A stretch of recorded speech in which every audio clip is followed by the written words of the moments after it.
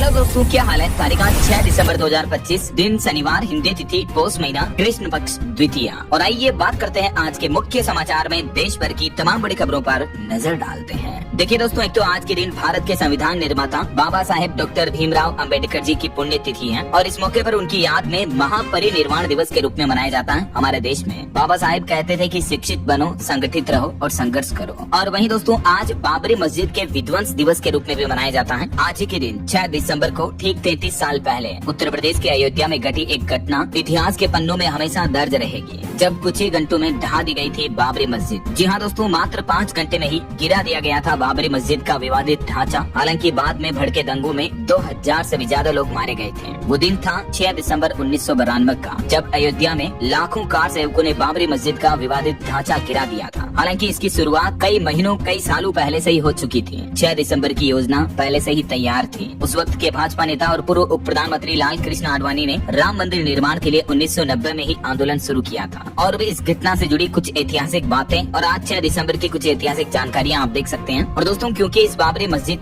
विध्वंस मामले में कई कार सेवकों ने अपना बलिदान दिया था, इसलिए उनकी याद में आज के दिन को शौर्य दिवस के रूप में भी मनाया जाता है हमारे देश में। हालांकि मुस्लिम भाई लोग आज के दिन काला दिवस भी मनाते हैं, ये मस्जिद का ढांचा गिराने की वजह से। लेकिन आखिरकार आपको पता होगा, कुछ ही सालों पहले 9 नवंबर 2019 को सुप्रीम कोर्ट ने बाबरी मस्जिद और राम जन्मभूमि विवाद को हमेशा के लिए खत्म कर दिया था। लेकिन क्योंकि आज फिर भी 6 दिसंबर को ये बाबरी मस्जिद बरसी है, यही वजह है कि उत्तर प्रदेश में अयोध्या, मथुरा, काशी समेत सभी जगहों पर हाई अलर्ट घोषित किया हुआ है। मथुरा में श्री कृष्ण जन्मभूमि शाही ईदगाह मस्जिद के पास भी बैरिकेडिंग लगाई गई। अयोध्या में भी पुलिस चेकिंग अभियान चल रहा है, क्योंकि अभी ये मामला पश्चिम बंगाल में और भी ज्यादा तूल पकड़ा हुआ है। क्योंकि तृणमूल कांग्रेस के बागी नेता हुमायूं कबीर ने आज बाबरी मस्जिद की नींव रखने की घोषणा की है। वो बोले कि लाखों लोगों की भीड़ के बीच ये मस्जिद की बुनियाद रखूंगा। और ये मामला पश्चिम बंगाल कोलकाता हाईकोर्ट में भी जा चुका है, लेकिन हाईकोर्ट ने इस मामले पर सुनवाई करते हुए बाबरी मस्जिद शिलान्यास पर रोक लगाने से भी इनकार कर दिया है। कहा कि राज्य सरकार की जिम्मेदारी है कि मामले में शांति बनाए रखना। आज 6 दिसंबर को विधायक कबीर इसकी आधारशिला रखने का ऐलान किया है। तो ये तो आज के कार्यक्रम रहेंगे। इसके अलावा बिहार पटना में भी आज कई इलाकों में बुलडोजर चलाया जाएगा, अतिक्रमण को हटाया जाएगा। चलिए आगे बढ़ते हैं अपन खबरों में। सबसे पहले बात करते हैं पुतिन के भारत दौरे को लेकर कुछ इंपोर्टेंट अपडेट्स। आखिरकार पुतिन की 2 दिवसीय भारत यात्रा समाप्त हुई और अब वो मॉस्को के लिए वापस रवाना हो चुके हैं। एयरपोर्ट पर भारत के विदेश मंत्री डॉक्टर एस जयशंकर ने उनको विदाई दी। डिनर के बाद रूस के लिए वापस निकले पुतिन और प्लेन के अंदर जाने से पहले उन्होंने बाय बाय भी किया। रूसी राष्ट्रपति पुतिन 7 मंत्रियों के साथ भारत पहुंचे थे। पीएम मोदी के साथ द्विपक्षीय बातचीत भी हुई और उनके इस दौरे के दौरान 25 से भी ज्यादा समझौतों पर मुहर लगी। मोदी और पुतिन बीते 24 घंटों में 3 बार मिले। हालांकि डिफेंस डील नहीं हो पाई भारत रूस के बीच, लेकिन पीएम मोदी ने कहा कि रूस हमारा सबसे करीबी दोस्त है। पुतिन भी बोले कि हम सिर्फ तेल या गैस की बात करने नहीं आए हैं। मोदी ने रूसी सेना में भर्ती भारतीयों का भी मुद्दा उठाया और कहा कि उनकी सुरक्षित वापसी हो। और दोस्तों, मोदी और पुतिन की केमिस्ट्री ने, उनके रिश्तों ने पूरी दुनिया को एक खास संदेश दिया। अमेरिकी मीडिया भी बोला कि अब भारत अपने फैसले खुद लेगा।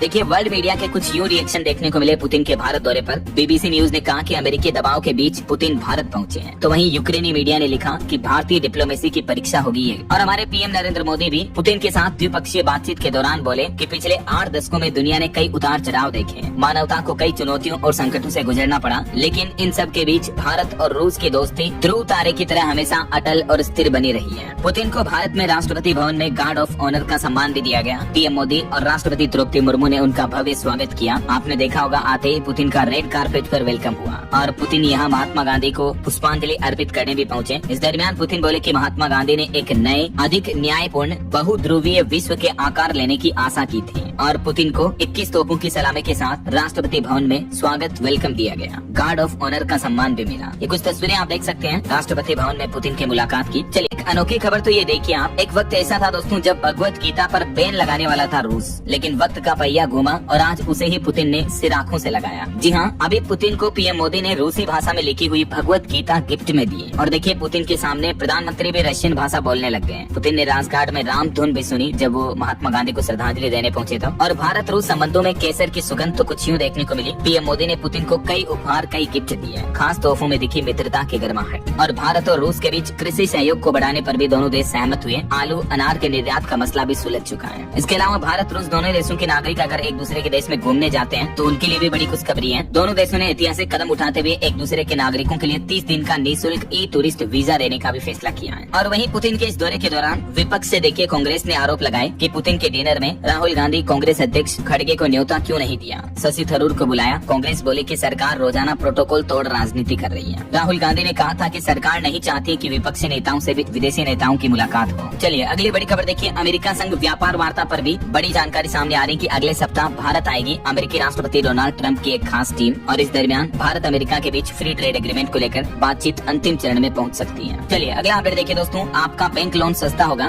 भारतीय रिजर्व बैंक आरबीआई ने आपको पता होगा बीते दिन एमपीसी मीटिंग के जो नतीजे जारी किए उसमें ब्याज दरों में 0.25% तक की कटौती की है। खुद रिजर्व बैंक के गवर्नर संजय मल्होत्रा ने ये रेपो रेट में कमी करने का ऐलान किया है। तो आने वाले दिनों में लोन सस्ते हो जाएंगे, और अगर आपने पहले से ही लोन लिया हुआ है तो आपकी मौजूदा लोन की ईएमआई जो हर महीने की किस्त आती है वो भी घट जाएगी। अभी आरबीआई ने रेपो रेट में 0.25% की और कटौती करके 5.25% कर दिया रेपो रेट को। वैसे इसी साल 2025 में ही 4 बार रेपो रेट घटा चुका है रिजर्व बैंक। फरवरी 2025 में ये 6.5% पर थी, जो अभी 5.25% पर आ चुकी है। और इस फैसले से आपको बैंक लोन पर कितना फायदा मिलेगा तो समझिए इसका एक मोटा मोटी गणित। मान लीजिए आपने 20 साल के लिए 20 लाख का लोन लिया हुआ तो तकरीबन आपको 74,000 रूपए तक का फायदा मिलेगा। और इसी तरह से अगर आपने 30 लाख रूपए तक का लोन 20 साल की अवधि के लिए लिया है, ब्याज दर अगर 8% मानी जाए तो इस आधार पर आपको 1,12,000 रूपए तक का फायदा होगा, है ना। तो रेपो रेट घटी, लोन सस्ते होंगे। इसके अलावा भी वृद्धि दर का अनुमान बढ़ाया गया रिजर्व बैंक ने। आरबीआई की एमपीसी मीटिंग की 10 बड़ी बातें क्या रही प्रमुख, मैं आपको हाइलाइट्स बता देता हूँ फटाफट से। देखिए एक तो रिजर्व बैंक ने जीएसटी कटौती और सस्ती खाद्य कीमतों का असर दिखने के चलते आरबीआई ने सीपीआई अनुमान भी घटा दिया। सीपीआई इन्फ्लेशन एस्टिमेट को कम किया, यानी महंगाई कम होगी हमारे देश में। महंगाई के मोर्चे पर आरबीआई के रिजर्व बैंक गवर्नर ने ये अनुमान घटाया है। इसके अलावा भारत की इकोनॉमी को गोल्डीलॉक्स मोमेंट बताया रिजर्व बैंक आरबीआई गवर्नर ने, और जीडीपी ग्रोथ का अनुमान भी बढ़ाया है। वहीं फॉरेक्स रिजर्व की मजबूती बरकरार रहेगी। बैंक और मजबूत होंगे लेकिन ग्राहकों पर ध्यान दें और बाजार में पैसे की कमी भी नहीं होगी। इससे जुड़े भी कुछ बड़े फैसले लिए गए। ये देख सकते हैं डेटा आप। FY26 यानी फाइनेंशियल ईयर 2026 के लिए जीडीपी ग्रोथ का अनुमान 6.80% से बढ़ाकर 7.30% कर दिया है, और महंगाई का अनुमान 2.6% से घटाकर 2.0% कर दिया है। और एक बड़ा फैसला ये लिया गया कि बाजार में नकदी यानी पैसों का लिक्विडेशन बढ़ाने के लिए आरबीआई ने बड़ा कदम उठाया है। ओएमओ से 1 लाख करोड़ और 5 अरब डॉलर करेंसी स्वेप का भी ऐलान किया है। ओएमओ यानी ओपन मार्केट ऑपरेशंस के तहत रिजर्व बैंक ये अपना लक्ष्य पूरा करेगा। और वहीं देखिए खबर, आरबीआई पॉलिसी के बाद एक सरकारी बैंक ने तो अपने लोन की ब्याज दरें भी घटा दी है। अब 7.90% पर इंटरेस्ट रेट पर आपको लोन मिलेगा, और ये फैसला लिया बैंक ऑफ बड़ौदा की तरफ से। आरबीआई रेपो रेट ऐलान के कुछ ही घंटों बाद बैंक ऑफ बड़ौदा ने अपने लोन की बेसिक ब्याज दरों में 25 बेसिस पॉइंट की कटौती करने की घोषणा कर दी है। तो इससे बीओबी से लोन लेने वाले ग्राहकों को भी राहत मिलेगी। और एक अपडेट ये आ रहा है कि आरबीआई रिजर्व बैंक जो है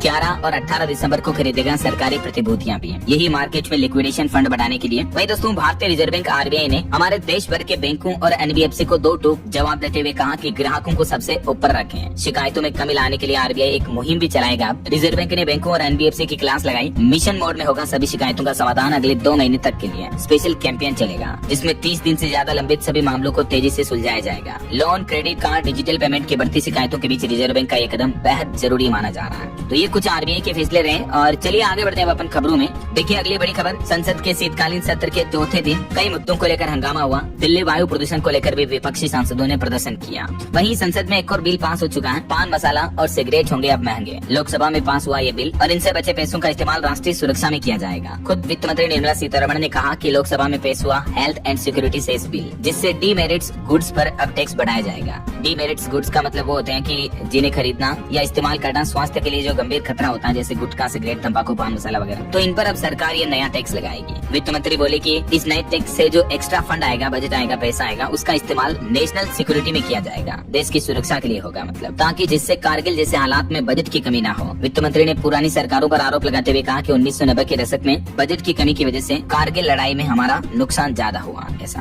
तो पक्ष विपक्ष के बीच सदन में काफी हंगामा भी देखने को मिला। और चलिए अगली खबर देखिए। मध्य प्रदेश सरकार और गोदरेज कंज्यूमर प्रोडक्ट्स ने मलेरिया उन्मूलन कार्यक्रम एम्बेड की 10 वर्षों की सफलता का जश्न भी मनाया। और वही खबर आ रही है कि यूपीआई को मंजूरी के लिए 8 और अन्य देशों के साथ बातचीत जारी है। देश के वित्तीय सेवा सचिव का कहना, जिसमें शामिल है सिंगापुर, फ्रांस, यूएई समेत दुनिया के 8 देशों में जल्दी अब आप यूपीआई से पेमेंट कर पाएंगे। इन सभी कंट्रीज में भारतीय पर्यटकों को भी लाभ मिलेगा। Bhutan, Singapore, Qatar, Mauritius, Nepal, UAE, Sri Lanka, France वगैरह में। यहाँ तो यूपीआई वर्तमान में ही स्वीकार्य है, और बाकी अन्य 8 देशों के साथ भी यूपीआई इस्तेमाल को लेकर सरकार बातचीत कर रही है। चलिए अगली खबर देखिए। बैंक ऑफ बड़ौदा ने एक और रिपोर्ट जारी की कि रुपये की गिरावट का खुदरा महंगाई पर मामूली असर पड़ेगा। रिपोर्ट्स में दावा किया जा रहा है कि खाद्य आयात पर निर्भरता कम होने से भारत को लाभ होगा। चलिए बड़ी खबर आ रही है, अब सभी सरकारी स्कूलों में नया टाइम टेबल लागू होने जा रहा। प्रार्थना में राज्य गीत और छुट्टी के पहले राष्ट्रगान गाना भी अनिवार्य होगा। दरअसल बिहार में नई सरकार के गठन के बाद शिक्षा विभाग ने ये स्कूलों में व्यवस्था में बड़ा बदलाव करने का फैसला किया है। एक तो अभी सर्दियों के सीजन में स्कूलों का नया टाइम टेबल होगा सुबह 9:30 से शाम 4 बजे तक, ठीक है। इसके अलावा स्कूलों में प्रार्थना सभा अनिवार्य होगी और बिहार राज्य गीत का गायन करना भी कंपलसरी होगा। कक्षाओं का संचालन पूरा टाइम टेबल के साथ होगा। तो बिहार में स्कूलों में ये नई सिस्टम लागू होने जा रहे हैं। और वहीं देखिए बिहार के मुख्यमंत्री नीतीश सरकार ने एक और बड़ा ऐलान किया, 3 नए विभागों की सौगात मिली और 2023 तक 1 करोड़ युवाओं को रोजगार देने की भी एक बार फिर से उन्होंने घोषणा की है। वहीं देखिए बिहार राज्य में मनचलों की अब खेड़ नहीं, अब यहाँ ब्रिगेड संभालने जा रही कमान। एक खास रजिस्टर्ड में दर्ज होगा नाम जो लड़की वगैरह को छेड़ते हैं। ऐसे उठाए गिरे बदमाशों पर शिकंजा कसने के लिए बिहार सरकार ने ये नया अभियान चलाया। चलिए अगली खबर देखिए दोस्तों, एक श्रद्धांजलि। रतन टाटा श्री की सौतेली माँ सिमोन टाटा का निधन हो गया। ये स्विट्जरलैंड में जन्मी थी, 1953 में भारत घूमने आई और नवल टाटा से इन्होंने शादी की थी। लेक्मे को इन्होंने ब्रांड बनाया। चलिए खबर देखिए, बीते दिन भी काफी सारी वेबसाइट्स डाउन हो गई क्लाउड फ्लेयर के सर्वर डाउन के चलते। जीरोदा, ग्रो, केनवा वगैरह यूज करने में दिक्कत हुई। 16 दिन में ये दूसरी बार डाउनफॉल देखने को मिला है। चलिए बड़ी खबर देखिए, सोना चांदी के भाव पर खबर आ रही है कि चांदी एक बार फिर से नए ऑल टाइम हाई पर पहुंच चुकी है, 1,78,000 से भी ऊपर। वो तो बीते दिन 1,79 पर चली गई थी, थोड़ी वापस गिरी थी। एक ही दिन में 1585 रूपए तक महंगी हुई। सोना भी 747 रूपए चढ़कर 1,28,000 रूपए प्रति 10 ग्राम चल रहा है। अगली खबर देखिए दोस्तों, आपकी हेल्थ को लेकर बड़ा अपडेट सामने आ रहा। वैज्ञानिकों और डॉक्टर्स ने चेतावनी दी कि कोरोना काल के बाद युवाओं में हार्ट अटैक के मामले काफी बढ़े हैं और ठंड के मौसम में तो युवाओं को एक्स्ट्रा अलर्ट रहना होगा। विशेषज्ञों ने ठंड में स्वास्थ्य जोखिमों से बचने की सलाह दी है और खास करके शिशुओं, बुजुर्गों, गर्भवती महिलाओं, छोटे बच्चों को विशेष ध्यान रखने की सलाह दी गई है। तो गर्म चीजें खाएं, गर्म ऊनी कपड़े पहने। हार्ट अटैक को लेकर एक चौंकाने वाली रिपोर्ट देखिए, बीते 10 सालों में हमारे देश में 4 गुना तक बढ़े युवाओं में हार्ट अटैक के मामले। 30 से 35 साल के युवकों की नसों में ब्लॉकेज के मामले काफी ज्यादा देखने को मिल रहे हैं और ये आंकड़े वाकई में हैरान करने वाले हैं। राइट, आए दिन हार्ट अटैक की कई घटनाएं मैं आपको बताता रहता हूँ। देखिए उत्तर प्रदेश के झांसी का मामला है। 7 फेरे लिए, शादी को 7 महीने हुए, फिर सब खत्म। पति की हार्ट अटैक से मौत का सदमा न झेल पाई राधिका और उन्होंने खुद भी अपनी जीवन लीला समाप्त कर ली, फांसी लगा ली। देखिए आप, ये कल का ही मामला है। बिहार यही वजह की बता रहा हूँ कि सर्दियों में हार्ट अटैक का रिस्क बढ़ जाता है। वैज्ञानिकों की तरफ से चेतावनी जारी की गई है, सावधान रहें, गर्म चीजें खाएं, हेल्दी रहें आराम से, है ना। चलिए आगे बढ़ते हैं अपन खबरों में। देखिए आप, विदेशी दौरों के लिए कुछ नए नियम बनाए जा रहे हैं। अब ट्रेनिंग वालों को मिलेगी राहत। हरियाणा सरकार ने अधिकारियों और कर्मचारियों के विदेश यात्राओं से जुड़े नियमों में अहम बदलाव किया है। सरकारी खर्च पर यात्राएं अब सीमित होगी। अधिकारी अब विदेश दौरे पर डिपार्टमेंट की इस नई गाइडलाइन के अकॉर्डिंग ही जा पाएंगे, देख सकते हैं आप डिटेल। और वहीं पासपोर्ट को लेकर एक बड़ा अपडेट सामने आ रहा है कि पासपोर्ट सत्यापन रिकॉर्ड अब डिजी लॉकर पर भी उपलब्ध होगा। दस्तावेज जारी करने की प्रक्रिया आसान हो जाएगी। दरअसल नागरिक सेवाओं को और तेज और सुरक्षित बनाने के लिए पासपोर्ट सत्यापन रिकॉर्ड वेरिफिकेशन डॉक्यूमेंट जो है वो अब डिजी लॉकर पर भी उपलब्ध होंगे। ये नई सुविधा इलेक्ट्रॉनिक्स और सूचना प्रौद्योगिकी मंत्रालय ने विदेश मंत्रालय और राष्ट्रीय ई गवर्नेंस डिजिटल के साथ मिलकर शुरू की है और इस पहल का उद्देश्य है प्रत्येक नागरिक के लिए दस्तावेजों तक पहुँच को सरल, सुरक्षित और कागज रहित बनाना है, पेपरलेस।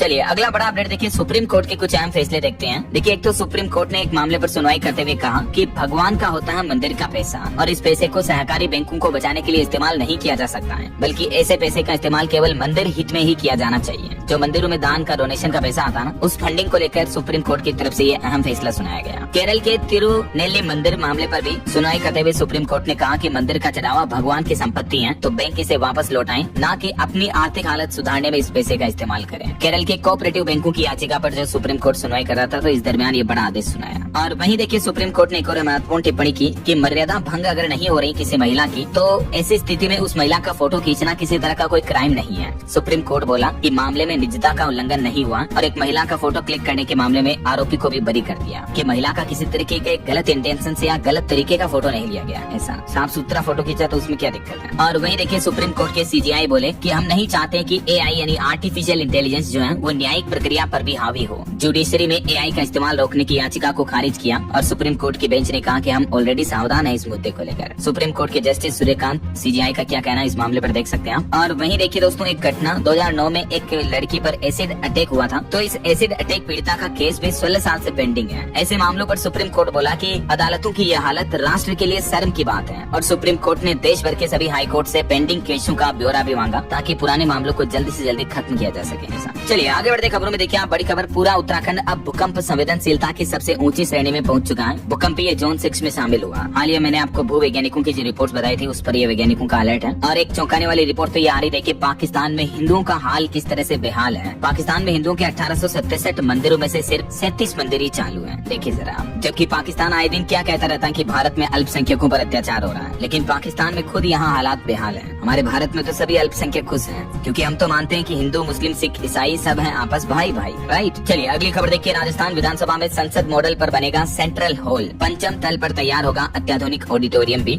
और वही खबर आ रही दोस्तों, पाकिस्तान से आई सीमा हैदर फिर से प्रेग्नेंट हुई, छठी बार मां बनने जा रही पाकिस्तानी भाभी। सीमा और सचिन ने अपने यूट्यूब चैनल पर एक वीडियो के थंबनेल में खुद लिखकर इस बात की पुष्टि की है। और खबर देखिए, यूपी गाजियाबाद में 700 बेसहारा लोगों को मिलेगी घर जैसी सुविधाएं, गर्म बिस्तर, टॉयलेट, एलईडी के साथ साथ सुरक्षा का भी इंतजाम किया गया है। अभी सर्दियों के मौसम में यूपी सरकार ने, गाजियाबाद प्रशासन ने 22 रेन बसेरे बनाए हैं, जहां बेसहारा बेघर लोगों को, भिखारियों वगैरह को रहने की सुविधाएं मिलेगी। और वहीं किसान आंदोलन पर बड़ी खबर देखिए, पंजाब में रेलवे ट्रैक पर किसानों की पुलिस के साथ झड़प हुई। जालंधर में स्टेशन पहुंचने से पहले कई किसानों को डिटेन किया गया, नेताओं को छोड़ने पर अड़े किसान। पंजाब में किसानों ने अपनी मांगों को लेकर बीते दिन रेलवे ट्रैक जाम किए। अमृतसर, जालंधर, फिरोजपुर, लुधियाना समेत कई जगहों पर किसानों ने रेलवे ट्रैक पर बैठकर धरना दिया। ये तस्वीरें भी आप देख सकते हैं। चलिए अंत में आज के राशिफल पर नजर डाल लेते हैं। देखिए, कर्क राशि वालों को दुगना फायदा मिलेगा, सिंह राशि वालों को भी अपना फंसा हुआ पैसा वापस मिलेगा, मकर राशि के इनकम सोर्स बढ़ेंगे। बाकी और भी कुछ अलग अलग राशियों का राशिफल आप देख सकते हैं स्क्रीन पर। और हाँ दोस्तों, आप मुझे कमेंट करके बताइए कि